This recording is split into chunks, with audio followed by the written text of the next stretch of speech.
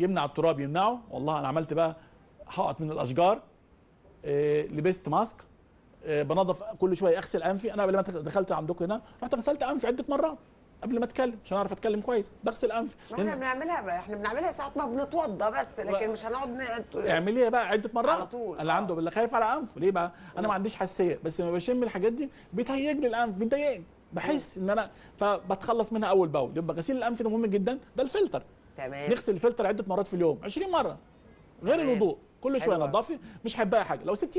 لو سبتيه هيقعد يتفاعل ساعه وساعتين وثلاثه واربعه وخمسه. ليه؟ يبقى شيليه اول باول. نمره واحد. نمره اثنين، في البيت يبقى انا طول ما انا قاعد في البيت في العمل، انا قبل ما اشتغل اروح جايب فوطه كده باي مطهر، اروح ماسح الترابيزه اللي قدامي، عند الشباك، ايدي اللي احطها على الكراسي، الجرس اللي بدق عليه، الكوبس بتاع الكهرباء بعمله، اي حاجه، دولاب، ايد الدولاب، قبل ما اقعد 5 دقائق كده.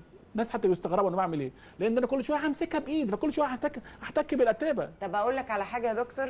طب ما هو انا لو عملت اللي حضرتك بتقوله، يعني انا جات لي وقت كنت مجنونه وماشيه بلمع في الحاجه وبالديتول وكده، رحت اتعالجت عند دكتور نفساني، قالوا لي انت اتجننتي. ليه ما انا بحكي لك اهو. لا سيكي من الناس دول.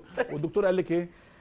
لا طبعا، لا يعني لا كانت مساله لا فظيعه. لو جان ناس زارتني بعد وهم قاعدين بقوم انضف. ايه المشكله؟ انا مش هلومك.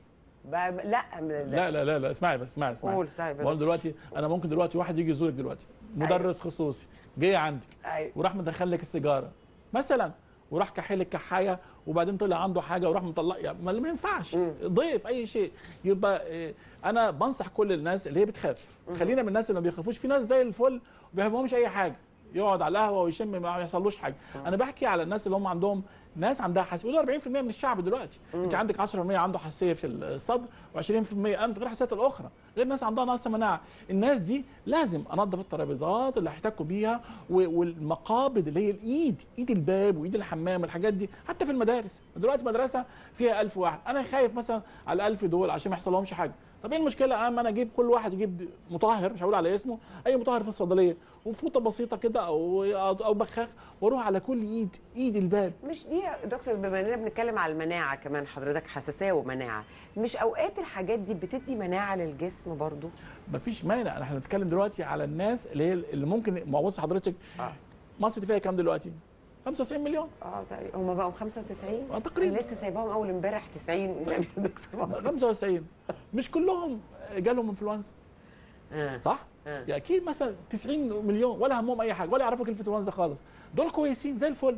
خلينا بقى نتكلم عن 5 مليون تقريبا اللي هيجي لهم، والجزء البسيط قوي اللي هم معرضين لل 20 فئه اللي ممكن يجي لهم مثلا انفلونزا وتعمل لهم مشاكل، بتوع القلب وبتوع الحساسيه وبتوع السرطان وبتوع نقص المناعه. صحيح. والسكر والحوامل. ال 20 فئه دول هم دول بقى اللي خاف عليهم بقى. لكن التانيين خلاص انت زي الفل يا حبيبي، ما يهمكش اي حاجه، ولا يهمك 2015 16 انفلونزا، اي انفلونزا هتجينا دول كويسين. بس في ناس واحد كبير عنده 70 سنه مثلا حساس، يبقى لا ده بقى لا ما سيبوش. لازم انبهه ولازم اقول له الحاجات الوقائيه اللي طبعا. اضافه برضو، يعني احنا اتكلمت حضرتك في الوضوء والنظافه والكلام ده، النظافه مهمه جدا، بس احنا عايزين بقى يعني هنزود في النظافه ومش هنوسوس، مش هنروح للدكتور النفساني. انا دلوقتي الجوهر في العبادات ان هي بتحمي الانسان طبعا. بتحمي، انا مش فاهم بتحميني ازاي، بس بتحميني. صحيح. يبقى انا دلوقتي اما بغسل انفي انا بطرد ميكروبات، اما بغسل ايدي بطرد ميكروبات، اما بغسل شعري. يبقى دلوقتي مش بتلاحظي حضرتك ان الوضوء عند المسلمين ده بيغسل الحاجات المكشوفه؟ مظبوط. يبقى دي مش حاجه درس للناس كلها وتدريب ان هم يعني شوف انا شعري مكشوف، يبقى الحاجات المكشوفه كلها بنغسلها عده مرات في اليوم. يبقى ده كويس، دي نتعلم بقى منها ان احنا ممكن نعمل كده، وفعلا طبقناها. الناس اللي عندها حساسيات والناس اللي عندها التهابات مزمنه نقول له لو سمحت كل شويه تمضمض، كل شويه غرغر، كل شويه اغسل انفك، كل شويه اغسل عينك، اما تشم ريحه غريبه اغسل انفك، بتفيد جدا جدا جدا. وساعات بنغسلها كمان بمحلول الملح، مش بس الميه العاديه.